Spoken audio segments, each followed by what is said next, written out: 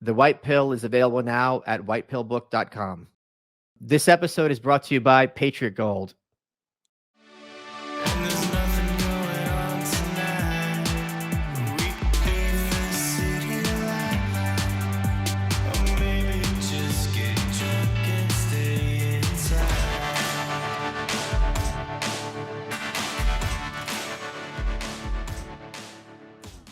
Good afternoon, Michael Malice here. Let that be your welcome for the next hour. I got to tell you, I've been kind of giddy about this episode because I've had our guest name on the list for months.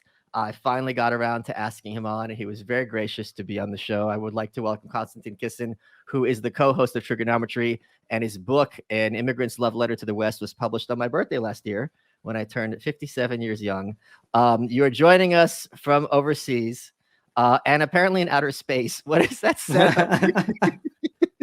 This is a relic from my pre-dad days when I had time to do things like video games. But now it's just the chair. The chair, there's all that's left. I don't have the luxury of things like that. But Michael, can I just observe that you've become incredibly American in that you could literally sell me anything with like the way you introduced me. I was like, oh, this guy's going to be amazing. Who is it? It turned out it was me. I assure you that is not how I introduce all my guests. Really? Most of them are complete, I don't want to say scum of the earth, but like this is a show for garbage people. So the fact that we have such a quality person. Well, I'm so pleased to be on. You get to be top of the heap. Exactly. The garbage heap. Yes, sir. You and your partner Francis Foster are coming to the States for a couple of weeks. I wanted to ask you about it on the air. What brings you across the pond?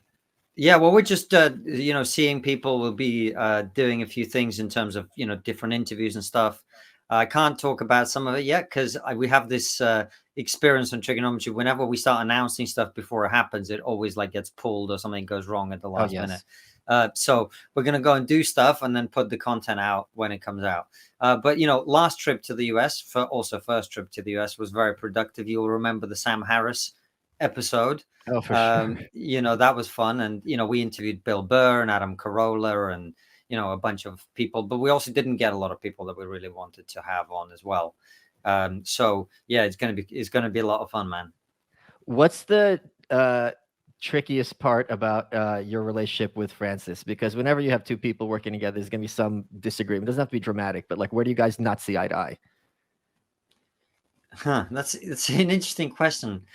Where do we not see eye to eye that I can say in public? It could just be like we should have more of this type of guest or that type of guest. It doesn't have to be hostile. Yeah. No, there's plenty of that. No, I'm kidding. What do we do? I think Francis and I are slightly different politically. Okay. And he's probably much more open-minded to hearing some lefty ideas than I am. is the honest truth. So he's the more open-minded out of the two of us. So that is always the slight challenge is like, he'll be like, shouldn't we have this guy on? And I'm like, that guy's an idiot, like that's, but it's not because he's an idiot. It's because I personally don't like him or whatever. Do you know what I mean? Like, you know what the word is for that? Asshole. Slavic. Yeah, Slavic asshole, same thing, really. Not Slavic, Slabby. Slabby, weak. Yes. Oh, okay. Weak. He's weak or I'm weak? He's weak. Okay, but see, that is the Slavic attitude. That's what I was getting. Yes. But yeah, so I think Francis is more open-minded to me in terms of guests, particularly. And that also means that occasionally he drags someone in, perhaps against my wishes, who actually turns out to be incredible. I can't actually think of someone from the top of my head, but it has happened. But theoretically, that will one day happen. No, we did once have a guy on who actually turned out to be quite interesting, who was a rat guy. All he did was talk about rats. That was his speciality. And Francis saw him on the BBC or something, and he was like, well, this guy's amazing. He was like talking about like rats and how there's going to be a rat apocalypse and all this shit. And then we got him in and he was like, yeah, rats are pretty bad. There was no rat apocalypse coming at all. But he was still interesting. When we were sitting there, I was thinking, Jesus Christ, how do I make this last an hour? And this isn't any offense to the guy. It's just, it wasn't a subject that I was interested in. Well, You know what I mean? I'm going to push back a little bit because there's one metric, like the openness metric. Yeah. And the analogy I always use is there's two types of people. If you're at a party and you meet someone who's like a guinea pig breeder, right? There's two approaches. Okay, that's weird, or sit down and tell me everything, right? Because there's got to be some drama in the guinea pig community, and these are the maybe is it the albino ones or this. I'm very much of that. I love it when you'll get on well with Francis. Yeah. Yeah, I love the weirdos, and they're going to be on the spectrum, so they're going to be completely fixated, encyclopedic about this issue, and have no outlet. Usually, that's why this rat thing. I'm surprised because usually people like this, they have the opportunity to finally get out of their inner monologue and talk about rats for an hour. And you can't no, he was great. No, he was great on the rat stuff. If you care about the rat stuff, I just don't care about the rat stuff. Is what I'm saying. And so I cared more about the drama of the rat stuff, and there wasn't a lot of drama. Like Francis kind of sold it on the idea to me that the rats are coming, and I was like, oh really? Okay, well let's find out if they're coming. And he was like, well, if we're really unlucky, there could be some problems with rats. Like that was sort of like what he ended up saying. You know what I mean? They killed the dodo and the pigs. The pig. I was going to say I don't care about the dodo, but the pigs. Now I'm starting to get worried. No, the pigs and the rats killed the dodo. You don't care about the dodo? No. It was the first. Okay, now I'm going to be the rat guy. You just said slobby, weak, didn't make it. Yeah, but it's not because it was weak. Mate, if you can't outcompete a rat, you deserve to die. That's all I'm saying. I mean, the rats killed a third of Europe. Yeah. No, it wasn't the rats. It was the disease. Yeah, but they carried. That's not the same. Carriers. Yeah, but they didn't kill the people. They just brought the disease. Is different. Did he talk about the Black Death during his episode? Yes, I'm familiar with the Black Death, Michael. Thank you. No, I just wanted to, I'm thinking if you're a rat guy. They do teach us history over here. No, hold on. I'm saying if you're the rat guy and you don't talk about the Black Death, you're leaving money on the table. Like this is the rat. No. I'm pretty sure we talked about the Black Death. Yeah. Pretty sure. So do you think there's two things that happen in your life, and I'm curious to see if that changed your political perspective, right? One is just generally becoming older, and second is becoming a dad. Yeah. Can you address, have either of those or both of those changed your politics and maybe your open-mindedness one way or another? That's interesting. Yeah. By the way, do people get that you and I are doing the Russian friendly thing of like joking about each other? Right. This is for us, not for them. I just worry because I'm usually quite different, but with you, I know you get it. So like busting each other's balls is like the normal thing to me. I mean, you've seen my Twitter. This is mate, you're the best troll I ever see on Twitter. You are so good. I'm like, there's levels to your game because most people, they only troll one side, but you troll fucking everyone, and it's beautiful. Can I tell you a secret? Yeah. There's very rarely tweets that I don't send. Very rarely. And really? I'll reveal one today when you talk about trolling both sides. Yeah. I almost tweeted. Because there was an Onion editorial. Remember the Onion? Yes.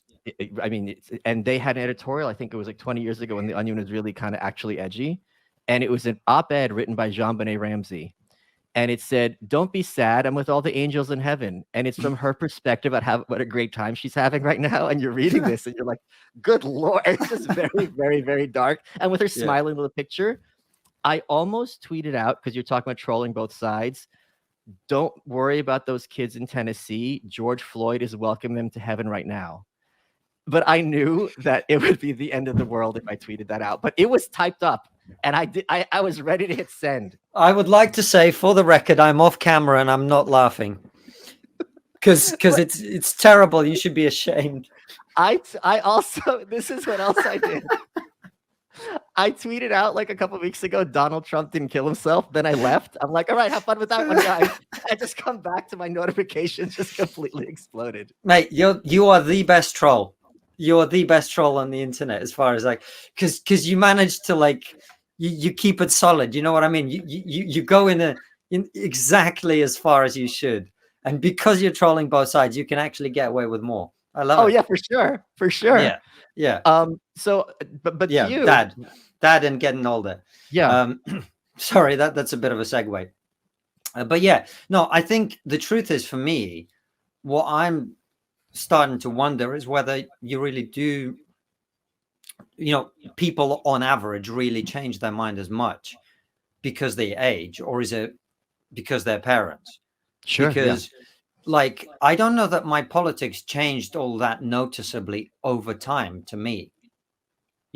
I've become clearer in what I think, but that's because doing what I do, I'm constantly in the sort of like inquiry of what is it exactly that I believe. I'm trying to sharpen what I think by feeding it off other people and checking with other people and whatever. So I've become clearer in what I think, but I don't think my political views changed all that much over like 10, 15 years, really. But I think becoming a dad definitely changed some of the things that I think, for sure. I've become, I don't know if this is a political thing, but I generally feel a lot more empathy for other people. Okay. Because when you look at a baby, you kind of go, like, that baby is completely innocent and it has all of human potentiality in it, and it's there. You don't have to think about it. You just see that, they're not an asshole yet, right? But every asshole you meet was a baby once at some point too. You know what I mean? And so I have slightly more empathy for assholes, I guess is what I'm saying. But for all people in general, almost the same thing. But yeah. No, so I just I feel more empathy for people, a lot more empathy, because that's the place I'm looking at it from. And also you get these, I mean, I don't know if anyone's talked about this in public, and there's a great like comedy routine to be written about it, but like, I think every parent gets these sort of like parent flashbacks, like, but they're not flashbacks, they're flash forwards, like, oh, what if he does this, or like, oh no, what if that, do you know what I mean? And so it puts a kind of, I imagine for most people, that is a thing that changes how they feel about, having the world under their control a little bit more. And the conservative instinct is that it's like, let's just keep everything pretty stable so everything is okay, so everyone is a bit safer and things are a bit calmer. And I can totally see how the care for your child and wanting to protect them from harm, etc., would make you that way. I don't know if it's made me that way. I've always been, pretty kind of pro stability guy in general, I think, and whether that's in personal life or relationships or politics in general. I don't think rapid change is usually that great an idea. Yeah. Doesn't mean that change is unnecessary. I just don't know that it's always a good idea, to dive head first into things. I think you change over time and you develop and go, well, how's that? Okay, cool. Should we try a little bit more? And that's always been my thing. So my argument with progressives in terms of the overall view isn't really necessarily about all of the direction of travel. Some direction of travel to this point, at least, has been kind of like, I don't have a problem with a lot of it, or maybe to the point of like 6 years ago, 7 years ago. I didn't have a problem with the social and cultural and political values of the late 90s, and that's where I kind of grew up and thinking I am liberal, because being liberal at that time was like, well, we're kind of almost there. Let's just keep going a little bit and we'll probably be in the right place. So I just don't, that's the other thing, is I don't really think about political ideology as like a fixed thing. Because, and this was partly because I've lived in different societies for long periods of time. So by Russian standards, I'm a massive progressive, I imagine, right? And by British standards, I'm somewhere in the center. And by American standards, I might be a bit on the left, right? I don't know. Maybe I'm in the center and on the right in Britain now at this point, according to other people. But my point is, you can be simultaneously really liberal and really conservative, depending on the society you're in. But if you think about it, this also applies to time, right? You could be incredibly conservative in a society that's good, and then very progressive in a society that's not aligned with the values that you have. So I don't think of them really as fixed ideologies. But I haven't really become much more like lock it down kind of guy mentally since my son was born. And also, it changes how you see what you do in the world. I really think about decisions I make in my life a lot more now, because I'm not the only one watching. So it puts me in a in a place where, to my great regret, I'm becoming more respectful and, nice to people. Not that I always show that, but it's like there's a kind of like someone's watching who, who's going to have a different perspective of me. And it's important to set the right example rather than to indulge my, worst instincts, let's say. Or maybe they're not the worst. They may be the less appropriate to show to a kid instincts or whatever. Maybe there's things that I can't do that I'd like to teach him to be able to do, or to resist that I can't resist, or arguments that I, maybe don't need to have. But that's what I'd like to, So there's the third person perspective is quite valuable as a parent as well, I found. And also just your state of mind kind of depends on how you feel about life. And my life is with him here is so incredible that the way I think about the world is different because I'm happier. You know what I mean? That also changes. Yes, of course. Yeah. So all those things. I don't know if that was more than you bargained for there. No, that was, I think that's excellent. I mean, let me speak from my experience and have you speak on that. I'm an uncle. It's just interesting how my nephew Lucas is 5. He got diagnosed with Crohn's, which is just awful. Yeah. And it's the kind of thing where if my sister asked me to donate a kidney to her, I'd have to sit and think about it because I'm the important one in the family. I'm better looking, more successful, smarter. I run the table.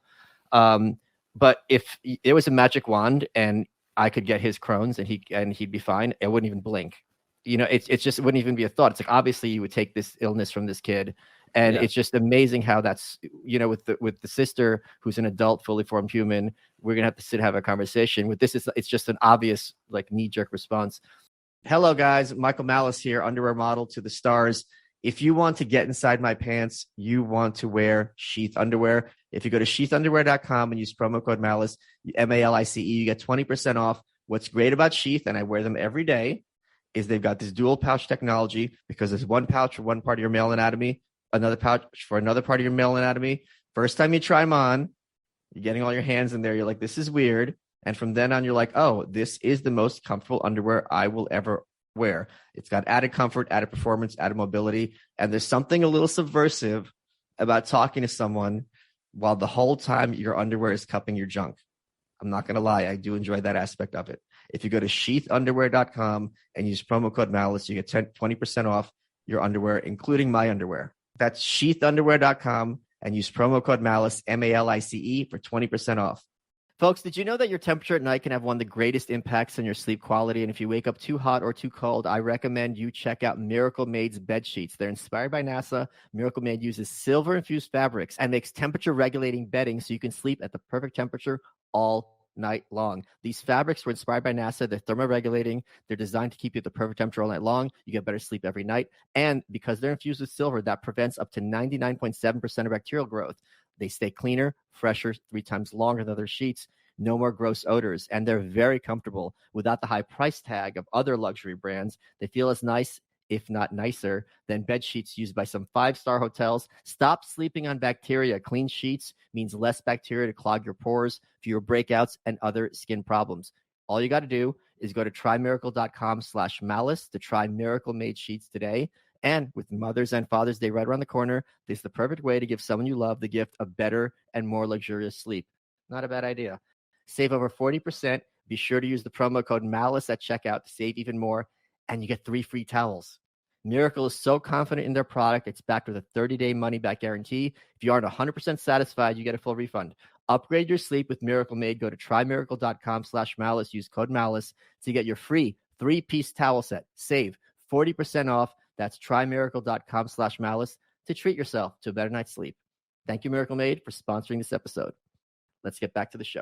The other thing which has changed me is years ago, I was working on a book with a UFC fighter. I'm still friends with his family. They're like hardcore Christians.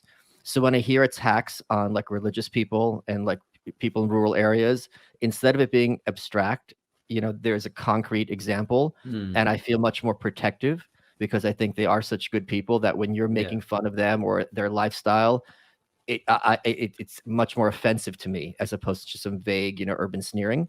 Yeah. And with Lucas, I am much more aware, and there's much more of a sense of urgency that they are evil people in our culture and in your culture as well, that are intentionally doing harm to children. Yeah. And this isn't something where it's just like you and I might have some dispute about the capital gains tax or, you Yes. know, guaranteed minimum income. It's like, okay, there is a genuine present threat to this person's life, this child's life, and it is my duty to do what I can to keep that away from him and to keep him as safe and innocent as long as possible. And I'm sure as a Right. dad, do you feel that same sense of urgency as well?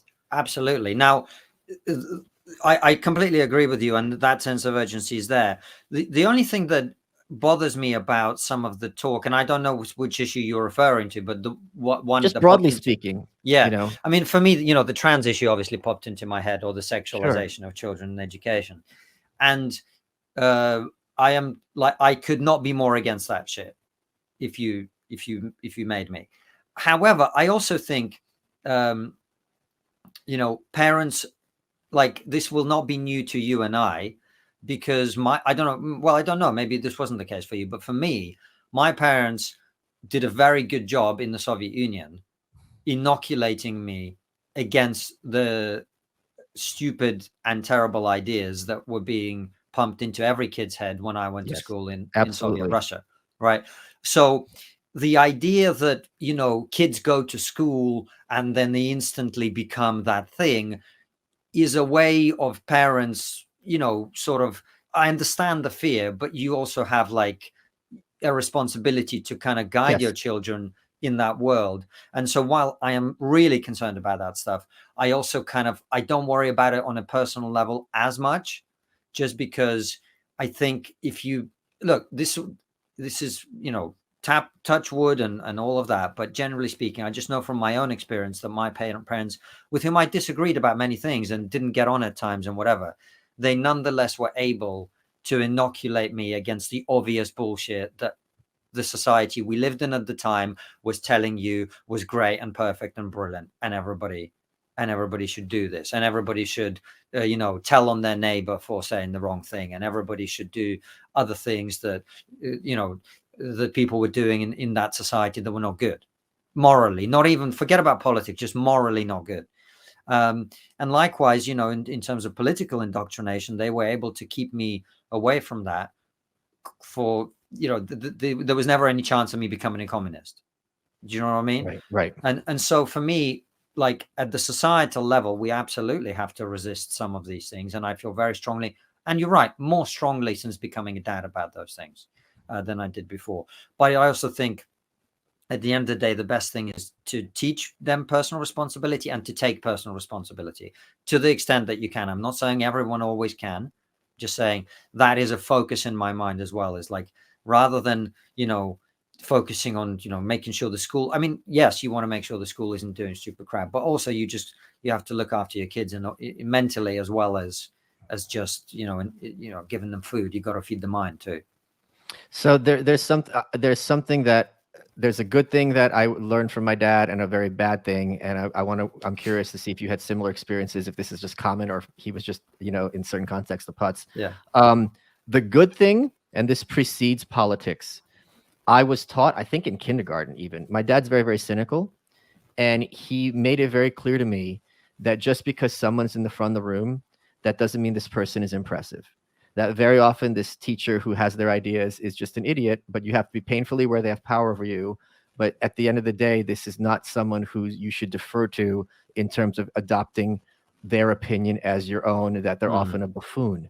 And I think that's a very healthy thing to teach impressionable kids to a point. You don't want them to just completely acting out, because they do have that power over you. I wonder why you're an anarchist, Michael. Well, he's not an anarchist. I know, but it's a very anarchist mindset. It is, but he's not. But is it wrong? No, it's absolutely right. But like you said, within limits, yeah. Yes. So was that something that you had imparted to you as a kid as well, to some extent? Oh, definitely. Definitely. And also, you got to remember, like, so I went to school for part of my life in Uzbekistan and Tashkent. So you got to remember the quality of the teachers really wasn't that high. So it didn't take you a long time to work out that most teachers were idiots, you know, because the Soviet teachers, a lot of them were, some were brilliant teachers. Oh, sure. But a lot of them were just people. I remember I had one teacher who this is a crazy story, but this is the sort of shit that used to happen in the Soviet Union. She got all the kids, and we couldn't have been more than 7, to write down all the swear words that we knew, right? And she said she would bury them in the garden, and then we would forget them, right? So she made us write all of them down, and then she took them, and instead do you remember them? Do you remember what you wrote? No, I don't actually, Okay. because the story got a lot worse from there. She then didn't bury them in the garden, and instead went to all our teachers and said, look at what swear words they know. Wow. Right. So even at that 7, is such a Soviet thing where you do the bait and switch. You trick someone to confessing against themselves. Yep. Even children. Yeah. And even at 7, you look at that and you go, like, that is not normal. Like, she's not all there. You know what I mean? Like, normal people don't behave like this. And my parents were very much, I suppose that's where they came in, because they were like, this is fucking ridiculous, you know, what she's done here. And they basically went and complained about the teacher, instead of being like, how come you know the word whatever, or whatever it would have been, you know, like, and so this is now demonetized, by the way. Sorry. We'll bleep it, don't worry. This is what Bill Burr did to us we'll when we just interviewed him. We'll just dub in the N-word for you. And that's a wrap on trigonometry. Hard on trigger. Yeah, exactly. Triggers with attitude. Was that at the end of the story? I didn't want to interrupt you. No, and so all I was saying was that you learn from a very young age that, like, the adult. Yes. Yeah, I mean, just because they've lived on the planet for longer doesn't make them necessarily smarter than you. And I also, to be fair, learned that with my parents, because my parents, when they had me, my dad was 20 and my mum had been 18 for 4 days. Okay, wow. Okay. Right. So they didn't know what the hell they were doing. And so I learned with them very quickly that they don't always know what they're doing. And they often say things, and then the next day they say the opposite thing, but they're equally convinced. You know, they were young people trying to work out their lives.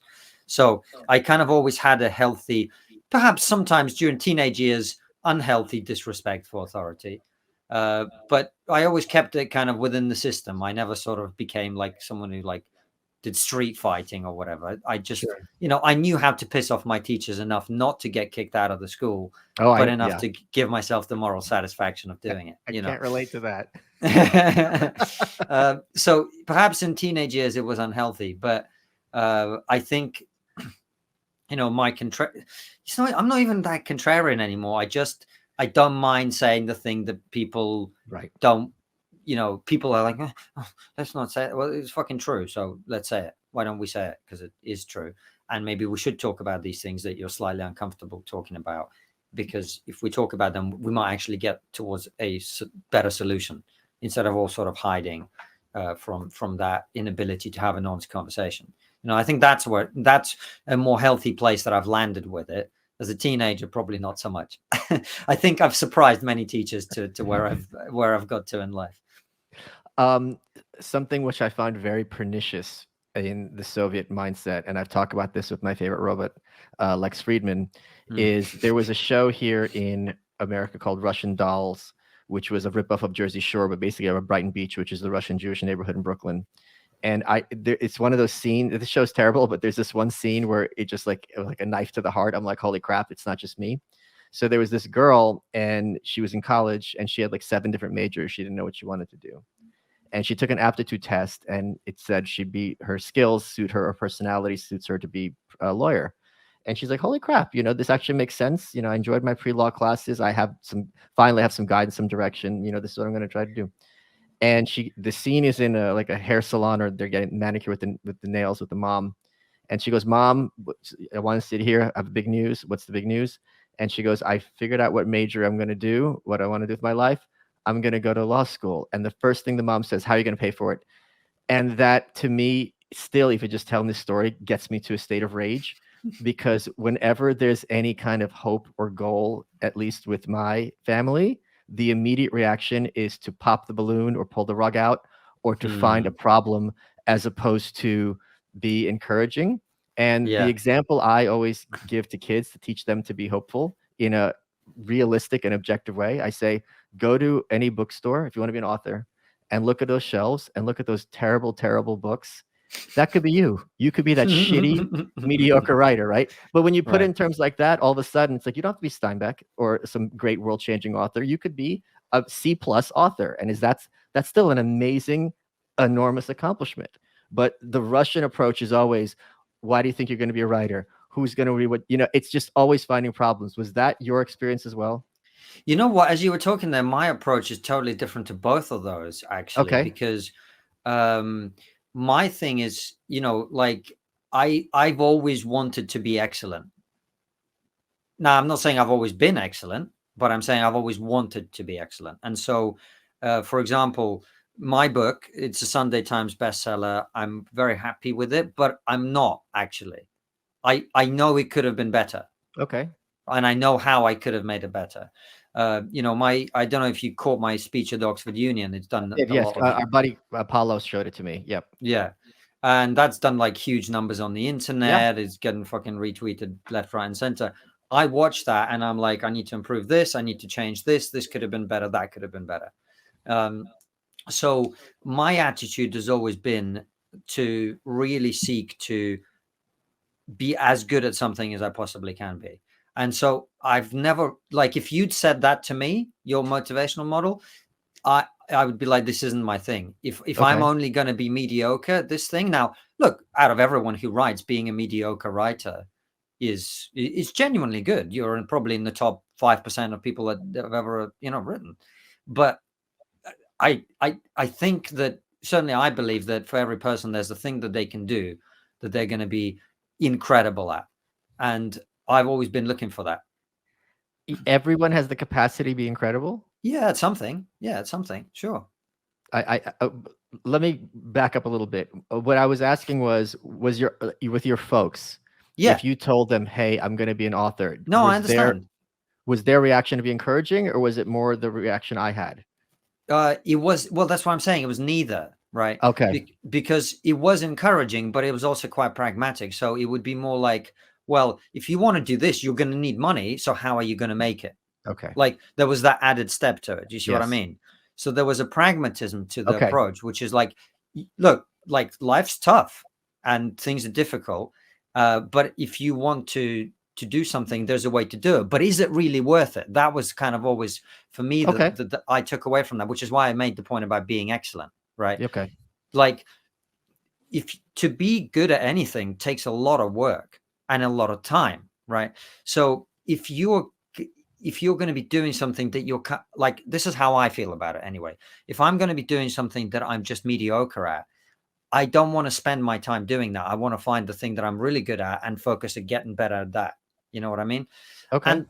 And so that was always kind of inculcated in me. And I actually didn't really have a chance to fulfill on that, because when I went to university, my family had gone from being wealthy for a very brief period of time to being like destitute and having no money very, very quickly. So I never got to finish my degree. So when I didn't, when I left university, but when I had to leave university, I literally just didn't have any career path open to me other than the fact that I spoke 2 languages. And I had to start a translation business, which I did for 10 years. And it was only when like I got to the point where I felt like that game was complete and it wasn't fulfilling to me. And I got to a very high level in it that I wanted to move on and do something else.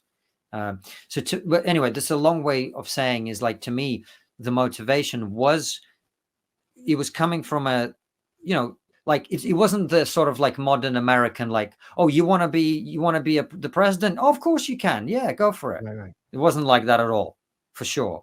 But it was more like, well, if you want to do something, like you can do it. But you're going to have to work really hard and you're going to have to put things in place and think about how you're going to do it.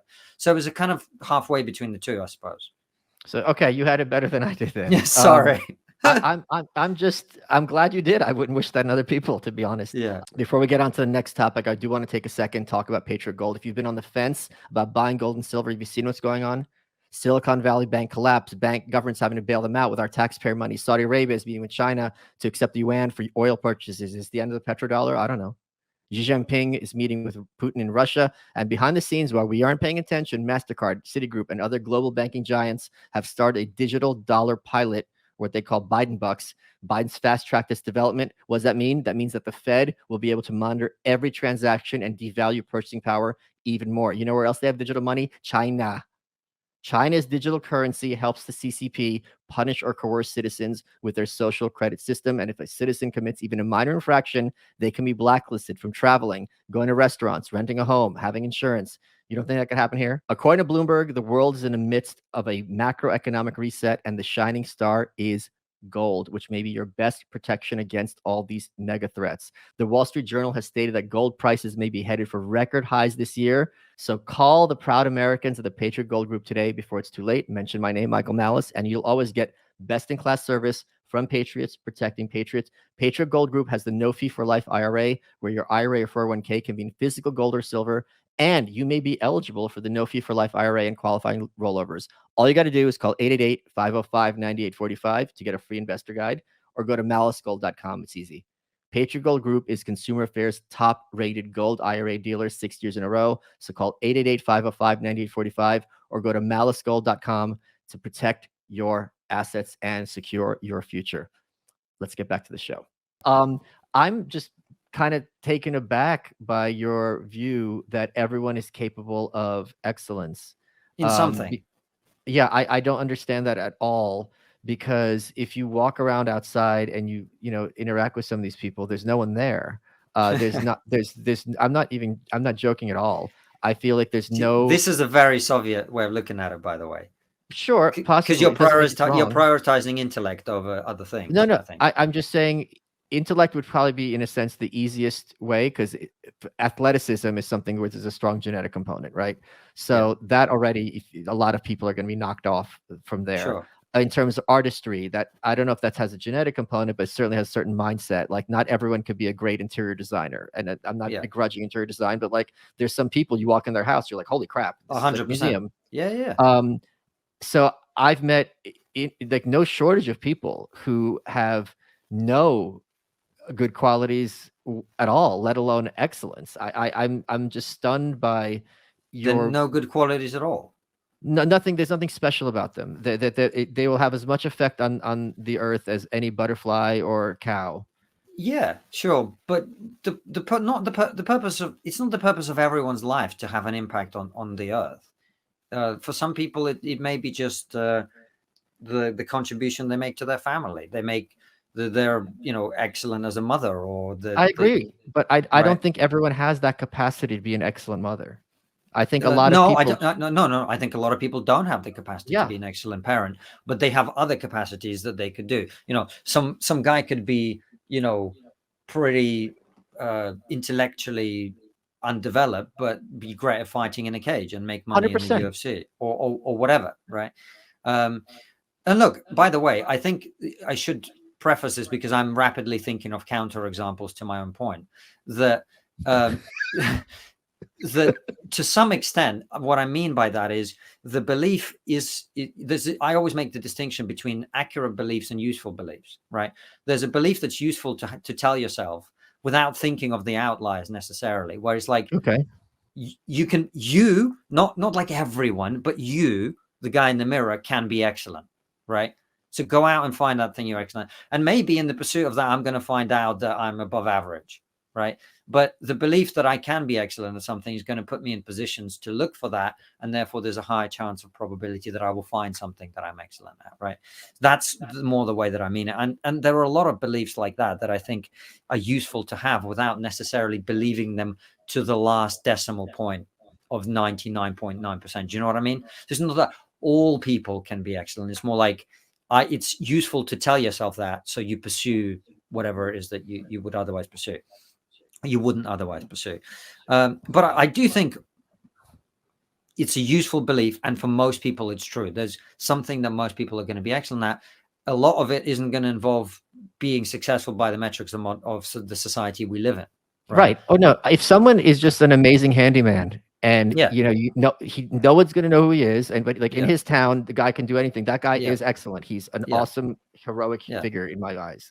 You know what I'm thinking about? Here's what I'm thinking about. So a friend of mine, a comedian here in the UK called Simon Evans, very, very good comedian, one of my favorite.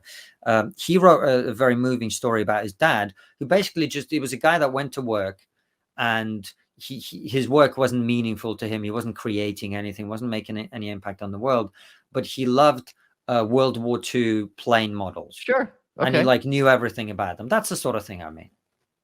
Oh, I agree with you. I mean, but that's kind of like the hamster thing, right? Like, just if someone could be a hamster breeder and they could really be excellent at it, and Yeah. or guinea pig breeder, and none of us know or care, but in his That's right. space, he is just like the king. I think that's extremely admirable. But my point is, I think most people don't even really have interests. They're just taking completely regurgitated. It's like Brave New World. Oh, that's a whole different conversation. That I agree Okay. with you entirely, but that's Okay. because they've had the desire to pursue the things that they're good at, beaten out of them by school, parents, life, etc. So this is where we disagree. The question is, I've had this discussion. Did they get Yeah. it beaten out of them, or was it never there to begin with? No, I think they've had it beaten out of them for sure. Well, it's certainly there's no question that happens a lot. Like that. So we have a Venn diagram here. So now we have to worry about how much of an overlap there is between the beaten out and someone who's just born and will just be completely generic and will never try to further themselves, will never have any interests of any kind. Come on, man. Are you serious? Have Are you not you met serious? these people? I'm dead serious. There's no one home. Well, you're going to have to start naming names at this point, Michael. You would never remember their names because they're completely generic human beings. Have you been on social media? No. See, this is where you are being unfair. Social media makes a prick out of everybody. And I say this as culprit number one here. Right? I'm number one. Fuck you. You're number two. Sorry, Francis. You get to be number three. No, Francis is a gentleman on Twitter. It brings the out of you. I'm sorry. It's a fact. I'm not talking about people who are nasty. I'm just talking about people who have no unique thoughts of their own. That's what I mean. But well, how do you know that? Because not only do they say things that are entirely generic, they say them in entirely generic ways. They're literally I must have missed these people. Of course, because you would never register them because they're not noticeable. They're camouflaged in the culture. There's nothing about them that would make them stand out at all. They're completely gray. Let me ask you this question. Okay. I'm trying to think of people that I know who would fit that description. You wouldn't know them because there would be no interest in you in associating with them, even just chit chat. What about in my family? Probably not. First of all, it's your family. You're going to have some warmth toward them automatically. And the odds are they're probably going to be pretty intelligent. You haven't met my family, mate. You don't know that. Let me ask you this very quick question. Yeah. Okay, this is one of my litmus test questions. Okay. Do you think some people are better than others? They are better at certain things than others, yes. Okay. But wait, you've asked me this before, by the way. Well, yeah, I know it's not what you asked me, and that's why I changed the question. Because if you mean morally better, like they have a higher value, no. But do I think some people are better at certain things than others? Yes. Do I think some people combine more of those things that they're better at, and there's fewer things that they're really bad at? Yes. Do I think that there's some people that are really bad at things that matter? Yes. And there's some people that are really good at those things that I like and that matter. Yes. But I prefer, Michael, not to think that some people have a higher moral value than other people. So you're on the left. How the litmus test works is someone on the right says yes, and someone on the left gives a speech, and it works 100% of the time with 100% accuracy. And there's nothing, by the way, I gave the speech. I gave the left-wing speech. There's nothing wrong with being on the left because I think it's crucially important, and this is leftism at its best, to look out for the forgotten person and make sure they're not forgotten and be like, hey, this is someone who fell between the cracks. This person still has value, and they shouldn't just be ignored or dismissed as irrelevant. Now, where I differ with that part of the argument is I also think people have a lot of agency. And so if you have a consistent pattern of behaving like a dick, I'm sorry that your parents weren't nice enough to you. You can't just go around stabbing people. Yeah, sure. Do you know what I mean? Right. Of course. But what I'm saying is, it's not only that I think crime should be punished, is that I think that's on you. And yes, it should be treated as a moral failing that you've gone around and committed terrible crimes against other people. It's not the system. The system didn't make you that way. The system affected you badly and blah, blah, blah. But you were the one that took the thing and did the thing. And that's on you. Right. And we should badly disincentivize that through punishment, actually, to a large extent. Right. Because I know about me, when you incentivize me with punishment, I'm not going to do the thing that I would otherwise perhaps do. I would park like an asshole if there weren't regulations and fines. I would. Right. And if you punish me, I'm not going to do it. I'm not going to speed. An asshole, as an asshole. As an asshole, exactly. Thank you for being a linguistic asshole. So you know what I mean, right? Disincentives work. I mean, yes. Incentives work, disincentives work. And so while, yes, we have to have compassion for people, once you start hurting other people, then you're in the asshole category, and we treat you very differently. Because if you're an asshole, we treat you very badly to stop you from being an asshole. So that's where I differ with a lot of people on the left, because to them, they're like, oh, this person is just... No, this person made a moral choice, and that choice has consequences in order to prevent other people from looking at that and making the same bad moral choice. Especially because there's many other people in those same circumstances who haven't made those same choices. I'm thinking my family, Correct. My grandma does certain things that are less than desirable. And I was talking about this with my mom, like, well, what, maybe this was because she grew up under Stalinism, so on and so forth. And she's like, what about your great grandma? She went through worse, and she's not having any of these qualities. I'm like, oh yeah, it kind of just clicks. We tend to, especially someone who's older, look for their upbringing and things that were less than ideal, to put it mildly, and be like, all right, you kind of let them off the hook. And it's like, but there's other people who went through worse or even the same situation, and they're just perfectly fine. Well, this is this is why progressivism is so stupid, because it completely fails to take this into account. The logical endpoint of progressivism is everything is the system.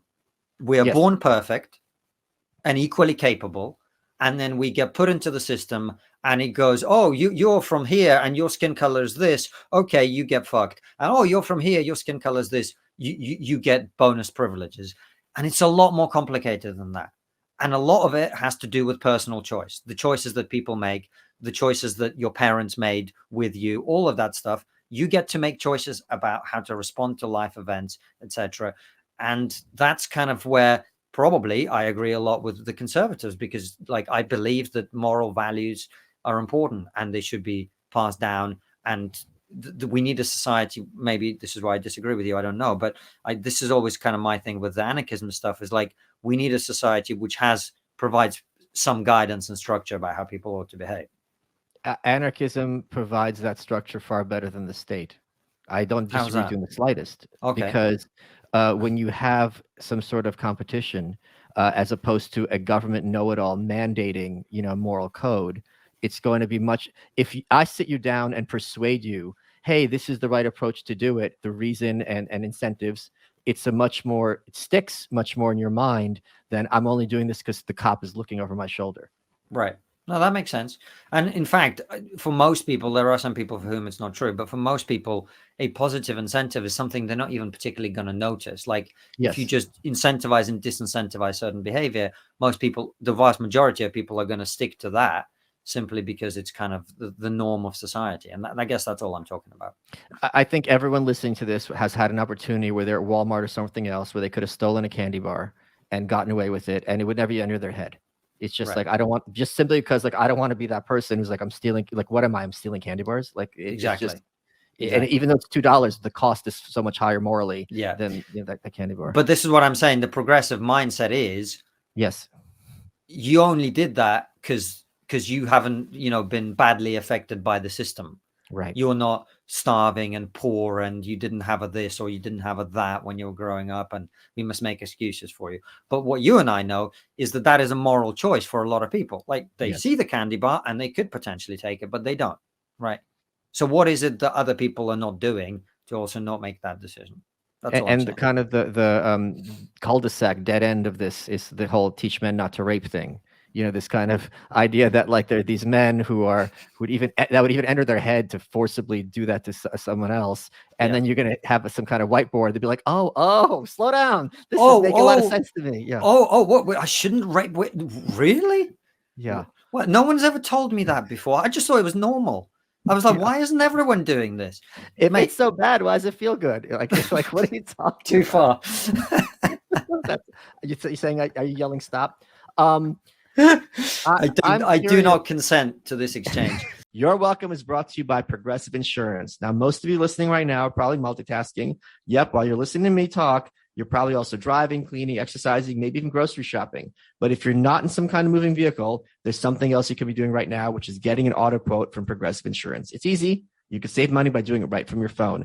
Drivers who save by switching to Progressive save over $700 on average, and auto customers qualify for an average of 7 discounts. Discounts for having multiple vehicles in your policy, being a homeowner, and more. So just like your favorite podcast, Progressive will be with you 24/7, 365 days a year, so you're protected no matter what. Multitask right now. Quote your car insurance at Progressive.com to join the over 27 million drivers who trust Progressive. Progressive Casualty Insurance Company and Affiliates. National average 12-month savings of $698 by new customers surveyed who saved with Progressive between June 2021 and May 2022. Potential savings will vary. Discounts not available in all states and situations. Let's get back to the show. I'm curious as to your views as to the near-term future of Great Britain, because Chris is here. It really seems that the politics, I've talked about this with Sargon and with Count Dankula, it really seems you guys are in a much darker short-term place than we are here, even in the States. Is that your perception?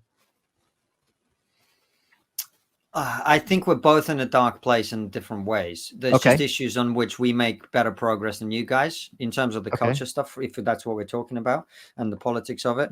I mean, look, America is obviously a much bigger, richer, more powerful country. So in terms of what's going on in Ukraine and the impacts of that, you guys are much more insulated against it than we are in Britain. So it's a bigger issue for us, even though I understand the arguments about how much America is, spending on supporting Ukraine and all that.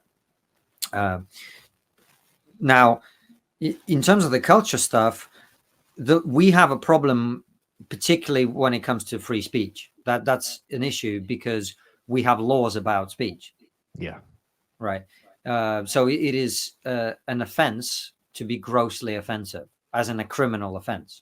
And like Dankula, you can be prosecuted for making a joke because some idiot decided to not understand your joke. Yeah. Right. So on free speech, I think we're in a worse place. On trans, we're in a way better place. Yes.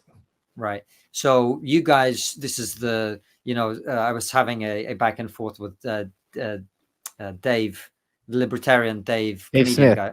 Dave I'm not Smith. surprised you don't remember his name. Yeah, he's not very memorable.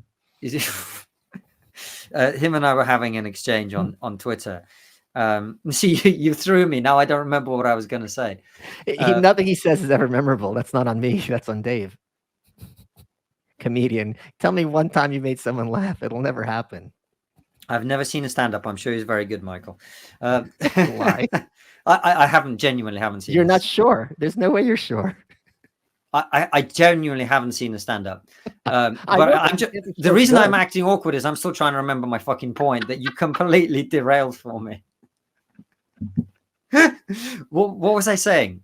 About libertarian, you're going back and forth with Dave about trans versus what's better, Britain versus US and speech laws. So he was saying, oh, you have this commie healthcare system in the UK. And I was, and I have my beefs with our commie healthcare system. But the one thing we don't have is the incentive for the financial side of the whole trans thing, which is there's a shit ton of money to be made.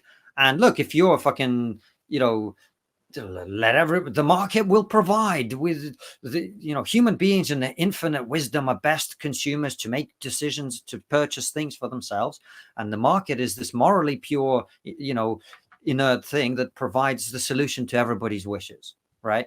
Then the American system is much more likely to produce the profit motive for people to carry on with this shit, whereas in the UK it's like whoa, we're spending loads of money on doing this to kids. Why? Oh, it's not, it turns out it's not working very well. Okay, let's shut this down.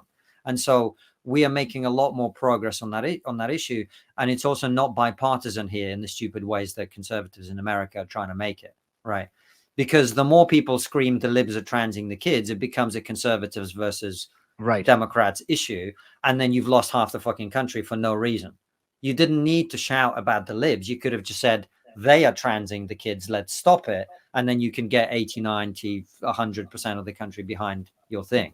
And so in the UK, we have left-wing MPs, right-wing MPs, all sorts of people in it, like the J.K. Rowlings of the world, who's on it's a coalition of people from across the board. And a lot of people, they are the libs, if you like, right? But no one's having a go at them specifically, because we kind of get that it's not half the country that's transing the kids. It's a tiny minority of crazy people, right? And that's what we need to deal with.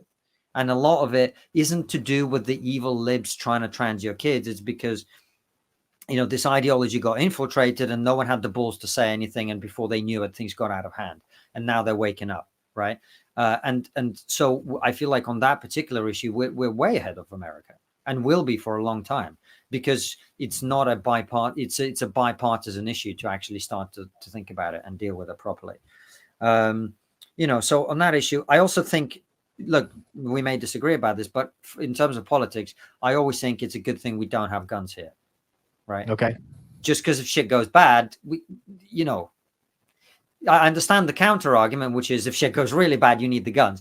But but on the other hand, if shit goes bad and it's just people, you know, kicking off, there isn't as much opportunity for somebody to do a lot of damage. They need more stuff. They need a van or whatever, and then they can't kill as many people. And you know, they can't go on a rampage in the center of town. They can, but not as badly as they might otherwise been able to do. So as tense as things get, I also just think we're slightly more insured against that particular type of threat here in the UK. And politically, I mean, look, right now we had the whole conversation earlier about why I'm not a conservative, but at the moment, the choice is between the left-wing party and the right-wing party, and the right-wing party is still insane on culture. They still don't get most of it, but on a few things, they are slightly better than the left-wing party, and they're currently in power, and they're starting to like make some noises about some of the crazy things that have been going on completely unchallenged. So, you know, from that perspective, I think we're also a little bit better, because you guys, you know, I personally, looking from the outside, I'm kind of worried about, you know, the next election in America and the run up to it with everything that's going on, if I'm honest. I don't have, well, look, I'm not one of these people that thought January the 6th was an insurrection and those are people who were trying to take over the government. But I also don't think it was a good thing to have happened. You know, a large assembly of people engaging in some kind of confrontation in which they storm one of the governmental buildings, not storm, enter, whatever they did, right? However, you know, I'm trying to not to piss off both of your sides. I'm the opposite of you in this moment, but, you know, but I didn't think it was a good outcome. You know, if you were to organize an election from scratch, I don't think that's how you design it. You know, if you thought, you know, I have a magic wand, let's make the perfect election. I don't think a bunch of people entering the Capitol unauthorized and a bunch of people dying in various weird circumstances, someone getting shot, someone having a heart attack, you know, all of that, right? I didn't think that was a good thing to happen. It's not a like, if you were to look at markers of progress, that's not the thing that tells you you're moving in the right direction. Okay. Right? Can we agree on that? No, you know, I don't agree. No, we can't. Okay. Well, that's my view. And so I'm worried that will be amplified as things go forward. Yes. And violence will be amplified, and the numbers of people involved will be amplified, and therefore the damage to you know, to the whole country will be amplified by that process. Yeah, I think your concerns are entirely grounded in reality. In fact, I think it's almost inevitable, not necessarily the violence or to the extent of the violence, but I don't see any way certain given current political and media forces and cultural forces for this trajectory to be turned around by 2025. I don't think there's any mechanism Hmm. to have these concerns be lessened, or any kind of pressure valve to, let some steam out, even just through symbolic mechanisms. Well, that's why I'm worried, because you're right. Yeah. So I'm I saying your don't see that. I concerns don't see valid. the outlet valve here. Right. Because the left is going to double down. That's what they do. Right. They're not going to stop. Right. And the more they carry on, the more of a reaction is going to produce from the right. And they both are responding to their own individual incentives, which is there's a Yes. huge idea, especially since Trump's election, that there is this kind of illegitimate subculture in America, MAGA, whatever you want to call it, that needs to be defeated to return us to some sort of semblance of normalcy. Whereas in the MAGA movement, which is or MAGA affiliated, or however you want to call it, within the Republican Party, or at least right of center circles, this idea that we have this kind of illegitimate ideology that's being imposed very top down, where a certain huge percentage population is being silenced or ignored, and they're going to just escalate the authoritarianism. And at a certain point, if you're going to keep escalating authoritarianism, you have to fight back by whatever mechanism you have. And I don't see how you bridge these two worldviews, nor do I see anyone really, other than maybe like Rogan types, who is speaking to both sides of this divide. That is a bigger, almost, there's not even a mechanism for someone who's like, all right, because back in the day, like, okay, everyone's watching ABC News, and even if they're left of center, you're still all getting the same kind of information. But now we don't have a shared consensus, man. We don't. Yes. We don't have a shared consensus. And you're right. I mean, objectively, you're right that, look, you're right, Michael. I mean, it's a fact. There's no point denying it, because it's true and it's observable. There is no mechanism for it. Look, I'll be honest with you, man. What I see from the sort of extremist left-wing media, in terms of all of this stuff that we talk about, is like a runaway train. Yeah. Like there is, I don't see to a large extent how we pump the brakes on that. I've talked about a post-woke future, and what I mean by that is neither woke or anti-woke. It's a post-woke future, and I think there is a way to get there with the general public. But as long as the big media institutions in the United States, this is specific to the United States, the issue we're talking about, as long as they're controlled to that extent by people who they won't stop using the word fascism to describe their opponents being elected, right? It doesn't matter what those people do. It doesn't matter that they have nothing to do with fascism. It doesn't matter that fascism is a word that has a specific meaning, just like the word racist and white supremacist and all of these other words that they've been throwing around in a way that is so irresponsible that it's just grotesque, right?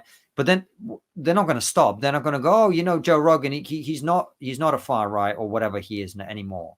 They're not going to stop. He's not a, what was it? Horse tranquilizer, whatever, horse dewormer. Horse paste, yes. Horse paste, right? Like, how do you back down from that?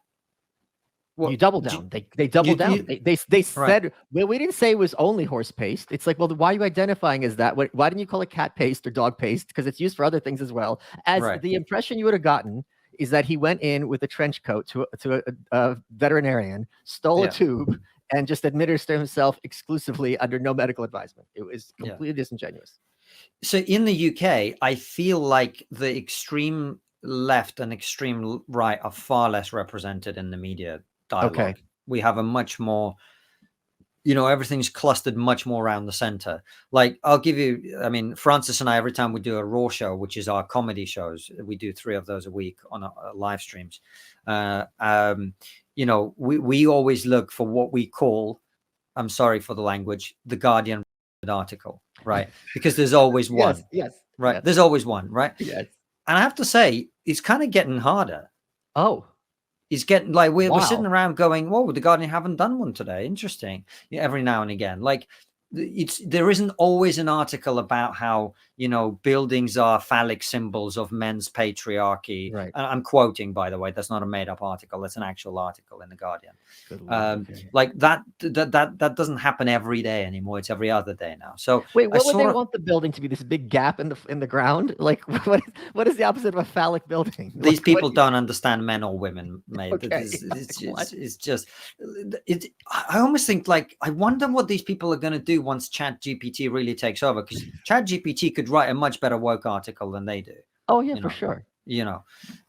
So maybe we're going to get computer generated articles going forward. But my point is, like, I don't think we're quite as far off the cliff in terms of how polarized the media spaces are and how impactful they are on people. And even the BBC, which everyone likes to complain about, because I do think on the cultural side of things they are biased. They aren't CNN. They aren't MSNBC. They're not like that. You know what I mean? I don't look, I don't quote me on this because I could be wrong, but I don't think they would have ever called like Trump a fascist or anything like that. The thing that the BBC does well is if you have lefty politicians who go on the BBC, they are going to be asked evisceratingly hard questions. You never see that on MSNBC or CNN. Like they know if you're the Sir Keir or whoever you are from the Labour Party, you're not going to have a softball interview where you're just set up to make fun of the Tories. Yeah. Well, see, that's why I say on politics, I actually don't think the BBC's. There'll be a lot of people on the right who disagree with this, but my personal opinion is I don't think the BBC is all that biased from what I've seen when it comes to covering politics specifically. Yes, I see what you're saying. I think they're very biased on cultural issues. Not very, quite biased on cultural issues. They don't get all the stuff that we talk about in trigonometry. They don't really understand, comedy. That's why the BBC's comedy output is all dying, because they just went, the best thing about the way to make anything funny is to insert as much diversity as possible. Right. And then they sort of found out that that's not how reality works. They're about as funny as Dave Smith.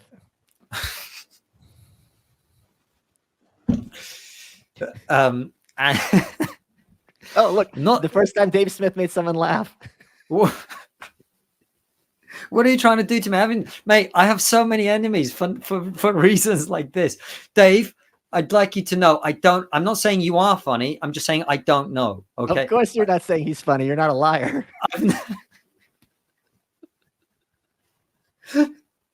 I've never met the guy. I'm sure he's a great stand-up. Michael, please. Based on behave. What? His terrible Twitter. By the way, just so you know, I'll let because you're a dad and you're being nice. He's been the most frequent guest on the show. Me and him are extremely close. So that's okay. Oh, yeah. I see. Okay. Yeah, now yeah. All right. Sure. I was like, why is Michael being an asshole about this guy? That's why. No, this isn't some random person. This is actually just what you and I did at the beginning of this episode. Okay. Yeah. Yes. Yeah. And I'll give you something that you will really appreciate. During COVID, me and him did crossover episodes. I did his show every week. He did my show every week. Oh, nice. And this kind of little sense of community helped a lot of people stay sane during that whole situation. So that's awesome, something obviously I'm sure you approve of very heavily. No, totally, man. Do you know that that is the most common comment Francis and I get? Yeah, people come up to us and they're always saying, "You got me through lockdown. You got me through COVID." So that was me and Dave. I thought I was going and saying, "Man, that's awesome." So him and I were arguing about Ukraine actually. And where we're going to have a debate about it at some point. So someone's setting that up, and a lot of people actually were suggesting you should moderate it. I'll be happy to, and I'll tell you why. And I hope you're not going to get too angry about this, because I don't have a formed position on this issue, because I think we're seeing a lot. Well, because I'm from there, and I think that people are very emotionally invested in this. And when I said this to people, they either accuse me of lying, or they're like, "How could you not be informed?" I think I think literally all the information is being filtered through propaganda. I think necessarily because the opposing side is seeing the information and you want to position yourself in a certain way.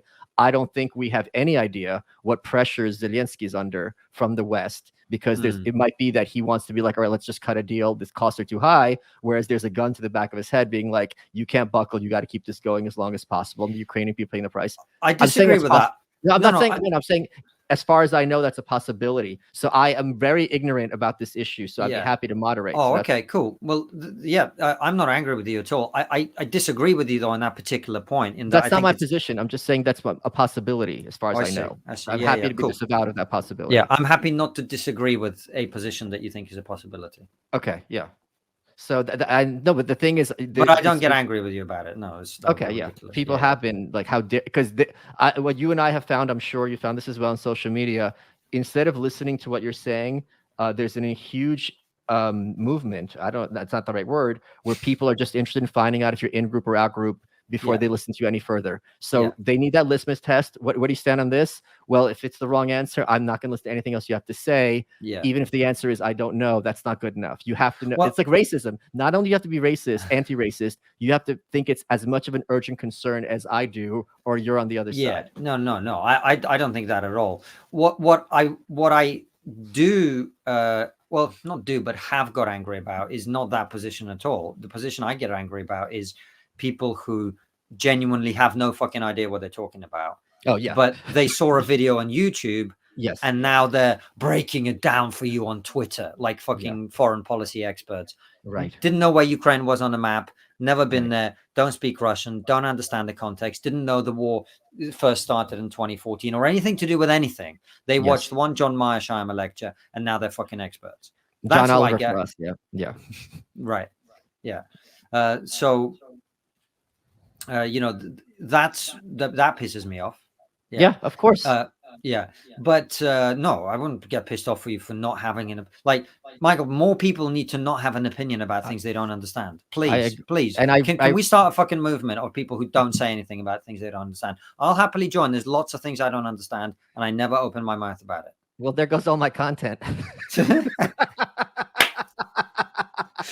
All I'm saying, Michael, is maybe you shouldn't be on YouTube. Well, obviously, that's just a given. That's a 101. Now we got to wonder whether I should be wiped from the face of the earth. I can make the case pretty easily. Konstantin, we're running out of time. What has been your favorite part of this interview? Can I be cheesy? Yes. All right. Well, the cheesy one I would say is that actually you and I haven't spoken properly at length before, and so this. You know, because when we do trigonometry, it's the three of us, and it's a little bit different. But I've enjoyed this like ex-Soviet bonding that we've had, because I don't get to chat to many people like you. Everyone's fucking hypersensitive and doesn't get it, and you have to. I just don't have time for that. Well, these Westerners annoy me, is what I'm trying to say. You are welcome.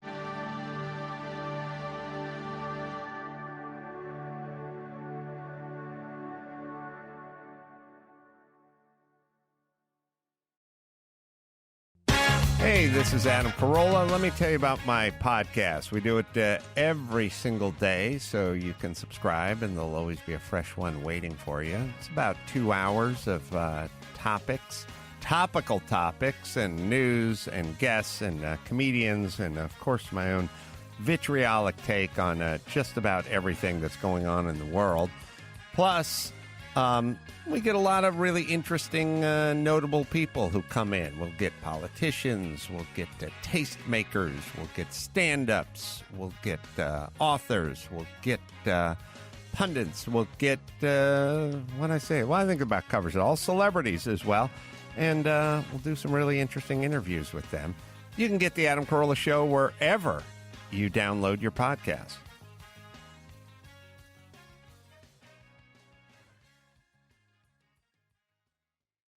All month long on Pluto TV, stream the biggest Tyler Perry movies free. Watch your favorites like Medea's Witness Protection and Medea's Big Happy Family. Join Tyler Perry as he goes on a couples retreat with Sharon Leal in Why Did I Get Married? Or Idris Elba and Gabrielle Union in the Tyler Perry directed film Daddy's Little Girls. Plus, Pluto TV has hundreds of channels with thousands more movies and TV shows. Available on live and on demand. Download the free Pluto TV app on all your favorite devices and start streaming now. Pluto TV. Drop in, watch free.